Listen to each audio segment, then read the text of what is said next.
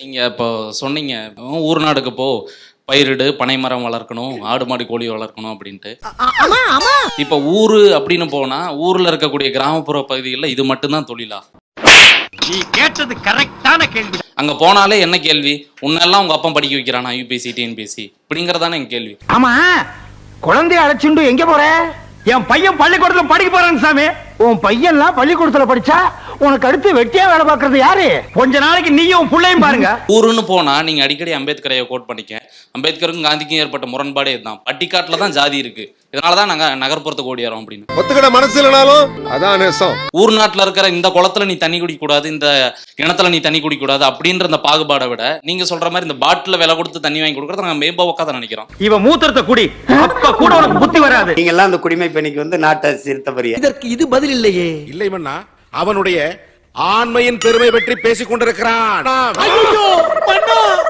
எத்தனை ஒரு பஞ்சாயத்தடா முடிச்சு வச்சு பாரு, நமக்காக அம்பட்டு போலும் பிள்ளை குட்டியோட வெயில்ல காத்து கிடக்குறாங்களே.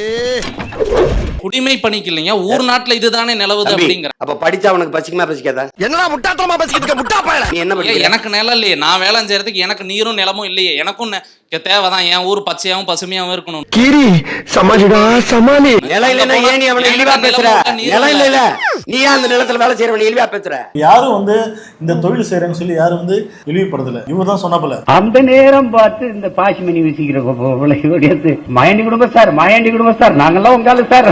கோவம் வரா மாதிரி காமெடி பண்ணதான் உனக்கு பல தடவை சொல்லி இருக்கிறேன். அவன் என் பொண்டாட்டி படியில ஏறிட்டு கேவலமா கேவலமா எல்லாம் இந்தியாவின் எதிர்கால தூண்கள். இங்க வந்து யாரும் பார்த்தா மற்ற தொழில வந்து இழிவா பேசல. அது ஃபர்ஸ்ட் ஜெனரேஷன் தொடர். இப்பதான் நாங்க ஃபர்ஸ்ட் ஜெனரேஷன். இவ்வளவு நாளா காட்டுலையும் மேட்டிலையும் கைனிலையும் வந்து வேலை பார்த்து, பாம்பு கடியில வந்து வேலை பார்த்து, முள்ளு குத்தி, அது குத்தி, இதை குத்தி, கடைசியா வந்து ஃபர்ஸ்ட் ஜெனரேஷன் புக் எடுத்துட்டு போயிட்டு பள்ளிக்கூடத்துக்கு வரான். வரும்போதே எதுக்குடா வரீங்க, போய் வேலை செய்யடா, குலத்தொழில் செய்யணும் சொன்னது என்ன?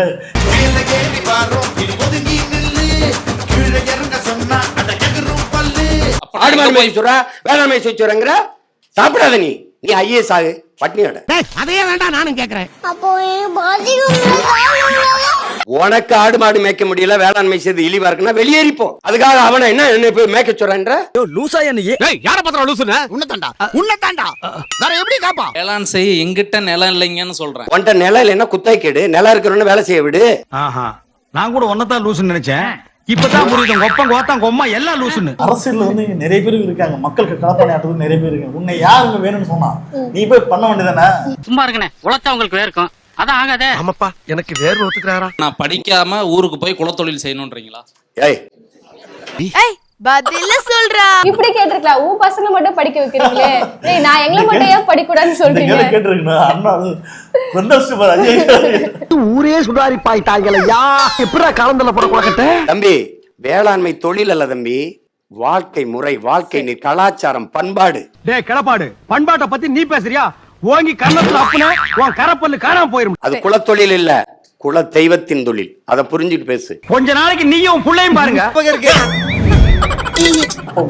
பிள்ளைங்க மட்டும் சொகுசா போயிட்டு லட்சமா செலவு பண்ணி பணக்கார ஸ்கூல்ல, அதுவும் வெள்ளக்காரன் கொண்டு வந்த ஸ்கூல்ல படிக்க வைக்கிற, அவனை படிச்சு பெரிய ஆகுன்னு பாக்குற. இன்னைக்கு நீ வாங்குவ, நாளைக்கு வயலை வாங்கி வீட்டை கட்டி பிரசிடென்ட் ஆயிடுவ. எலெக்ஷன் வரும், எம்எல்ஏ மந்திரி ஆகி ஒரு நாளைக்கு சிஎம் ஆயிடுவ. நாங்க உனக்கு போஸ்ட் ஓட்டிட்டு இருக்கணும், நீ கார்ல டாட்டா கட்டிட்டு போயிட்டு இருப்ப. என் கேள்வி என்னன்னா, இங்க யார் வேணா வாழலாம், ஆனா தமிழர் மட்டும் தான் ஆளணும் அப்படின்னு நீங்க சொல்றதுல எனக்கு ஒரு சின்ன முரண் இருக்கு. அண்ணல் அம்பேத்கர் எழுதின கான்ஸ்டியூஷன்ல இங்க யார் வேணா தேர்தலில் நிக்கலாம் அப்படின்னு தான் எழுதியிருக்காரு. அந்த கான்ஸ்டியூஷனை நீங்க ஏற்கலையா? செருப்பு பிஞ்சிரும். ஐயோ, நான் அப்படி சொன்னதே இல்லையே. என் தாய் நிலத்தை நான் ஆளாம வேற ஒரு ஆண்டு நான் வாழ்வது என்பது நான் அடிமை. தமிழன் தான் ஆளணும். யார் தமிழன்? அதே கேள்வி சீமான் மட்டும் தான் ஆளணும். அவர் மட்டும் தான் தமிழன். சீமான் ஆண்டா தமிழன். சீமானை தவிர எவன் ஆண்டாட தமிழன் கிடையாது. அதான் மண்ணா, அதேதான். என் தாய் நிலத்துல வந்து இன்னொருத்தன் ஆளும் போது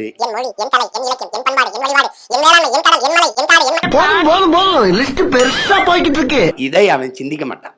பிரச்சனை புரியுதா? இப்ப அண்ணன் வந்துட்டா, இது என் மலை, என் பூமி தாயின் மார்பு. அட பண்ணாட, என்ன உங்க அப்பா கவர்மெண்ட் சொத்ரா?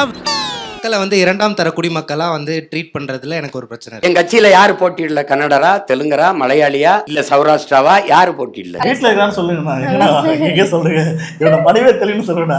அந்நியார் பிறந்த விட ஆந்திராவாக இருந்தாலும் புகுந்த வீடு தமிழ்நாடு. ஆகவே இவர் ஒரு தமிழச்சி.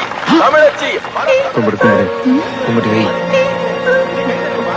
ஆந்திரால இருந்து வந்தா எப்படா மரத்தமிழ்ச்சி பூசாம புழுவுறோம்.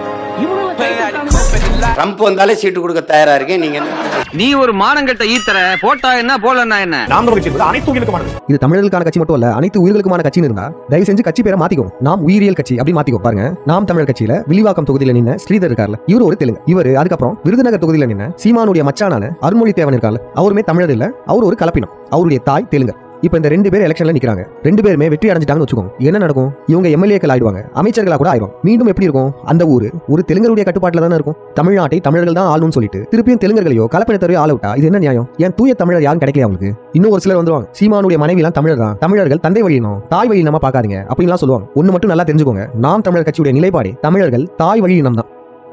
ஆனா உண்மையில் தாயும் முக்கியம், தந்தையும் முக்கியம். ஒரு குழந்தை தமிழ் தாய்க்கும் தமிழ் தந்தைக்கும் பிறந்தால்தான் அந்த குழந்தை தமிழர், இல்லனா அது ஒரு கலப்பினம் தான். தமிழ்நாட்டை தமிழன் ஆடுறதுல என்னங்க பிரச்சனை? ஒண்ணு வேற்றினத்தை கூட்டு வரீங்க, இல்ல கலப்பினத்தை கூட்டு வரீங்க. தூய தமிழர்கள் யாருமே இல்லையா தமிழ் அரசியல் வாரிசா? யாரை காட்டுறாங்க? அவருடைய வளர்ப்பு மகனை காட்டுறாங்க. இப்ப நான் என் மனைவி கட்டாயம் தென் சென்னையில அம்மா அருகில் வேலை செய்தி தோழிங்க இந்த பகுதியில போய் நீங்க அம்மாவுக்காக வேலை செய்யுங்க அப்படின்னு நான் சொல்லுவேன். அப்படி நீங்க வாய்ஸ் அரசியல் மனைவியை கொண்டு வராது மகன் சொல்லிட்டு போடா போட்டோம். உனக்கு என்ன? அந்த வளர்ப்பு மகனின் உண்மையான பெயர் என்ன தெரியுமா? அகில்யான் தடேப்பள்ளி. அது என்ன தடேப்பள்ளி? தடேப்பள்ளின்றது தெலுங்கு சர்நேம். தெலுங்கு சர்நேம் வச்சிருக்க ஒரு பையனை தன் அரசியல் வாரிசா காமிக்கும் போது நமக்கு இவர் மேல சந்தேகம் வருதா இல்லையா? தமிழர்களை ஜாதி பேர் போடக்கூடாதுன்னு சொல்லிட்டு அவருடைய பையனுக்கு மட்டும் தெலுங்கு சர்நேமை போட்டு வச்சிருக்காங்க. இதை நம்ம வெளியே சொல்லக்கூடாதா? சீமான கூடிய விரைவில் எக்ஸ்போஸ் பண்ணலாம். ஐயோ, அங்க பார்த்துட்டு அப்படியே நம்மளை பாக்குறாங்களே. கிரியாளா உடம்பு இரும்பாக்கிக்கடா, அடமள ஆரம்பிச்சு வெளுத்து வாங்க போகுது. ஓட்டுக்கு காசு கொடுக்காம பெத்த தாய் தந்தர்ட்ட ஓட்ட வாங்க சொல்லு. கட்டின மனைவி கூட போட மாட்டா சில பேருக்கு. மாப்பிள, இவன் தான் எங்கேயோ செமத்தியா வாங்கியிருக்கான். எக்ஸ்பீரியன்ஸ சொல்றாரு போல. காசு கொடுக்காம அவங்க பெத்த அம்மா அப்பா கூட ஓட்டு போட மாட்டாங்க, நான் மட்டும் ஏன் காசு வாங்காம இருக்கணும் அப்படின்ற மாதிரி கேக்குறாரு. ஆனா கொஞ்சம் சும்மா இருக்கியா, மனப்பாடம் பண்ணி ஓட்டிக்கிட்டு இருக்கேன். சொந்த கட்சிக்காரனுக்கே காசு கொடுத்து சாப்பாடு கொடுத்து சாராயம் கொடுத்தா தான் கூட்டத்துக்கே வருவான். இவரே பார்த்தனா தன்னோட கட்சிக்கு ஓட்டு போட சொல்லி காசு கொடுத்ததா ஆடியோ ரெக்கார்டே இருக்கு. இந்த சமுதாய மக்கள் இந்த அந்த பெல்ட்டே அவங்க தானே, இந்த காசு கொடுத்தா போதானே அந்த மொத்த ஓட்டு இப்ப நம்மளுக்கு வந்துடுனே அப்படின்னு சாட்ட ஒரு ஆடியோ ரெக்கார்டு வந்து இருக்கு. எனக்கு எதிரிங்க வெளியே இல்லடா, கூடவே இருக்கீங்க. வீரனை 2 வீரனை கொடுத்தா தான் வருவான். எனக்கு கோட்பாடு இருக்கு, சாப்பாட்டுல கூட்டு பொரியல். என்னடா இவன் சோத்துக்கு சத்தவனா இருப்பானோ? சண்டையில தனிச்சு தான் போடுவேன். நீ போட்டா போடு, போடலைன்னா போ. ஆனா மெயினா விருப்பம் ஜெயிக்கின்ற ஒரு எண்ணம் கிடையாது. ஓகேவா? வந்து நிக்கிறது ஓட்ட கழிச்சிட்டு பெட்டி வாங்கிட்டு போறதுதான் ஒரு வேலை. இவ்வளவு பிராங்கா பேசுனதுக்கு ரொம்ப தேங்க்ஸ். அப்ப நான் வந்து கூட்டணி வச்சிட்டா என்ன பேச்சு? தங்கச்சி இதே தங்கச்சி இன்னொரு தடவை என்ன பேச்சு பேசினாப்ல, எம்பிட்டு பேசினான். 15 வருஷம் பேசிட்டு கடைசியா நோட்டுக்கும் சீட்டுக்கும் போய் அங்க போய் நின்ட்டாப்லையா. இப்ப மட்டும் பேசாம இருக்காங்களா? அது பேசு. ஏய், உங்களுக்கு வெக்கமே இல்லையாடா? அண்ணனை பத்தி நம்ம தெளிவா ஒரே விதத்துல சொன்னா, நம்ம யூடியூப் சேனல் பத்தி எதனா பேசணும்னு சொல்லி நமக்கு காசு கொடுத்தவர் பேசுறோம். என்ன பார்த்தா அவ்வளவு கேவலமான ஆளு தெரியுதா? இல்லைங்க சார், உங்களை பார்த்தா கேவலமான ஆள் மாதிரி தெரியலங்க சார், பெரிய பிச்சைக்கார மாதிரி தெரியுங்க சார்.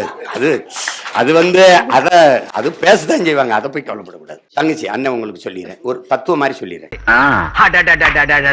ஆரம்பிச்சுட்டாண்டா தங்கச்சி, நான் அரசியல் செய்யறது உங்களுக்கு இல்ல, உங்க குழந்தைக்கு, அந்த குழந்தையின் குழந்தைக்கு. ஒரு பண்ண வேணாம் சார், எல்லாம் சரக்கு போட்டு மூடிட்டு குப்பரப்படுத்துங்க. உங்கள் தம்பி தாவேக தலைவர் விஜய் அவர்களுக்கு எங்கு சென்றாலும் ஆரவாரத்துடன் கூட்டமும் மகிழ்ச்சியா வரவே பாக்குறாங்க.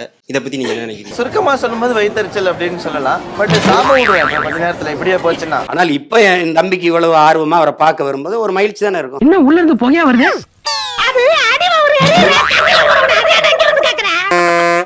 ஸ்டார்ட் பண்ணு.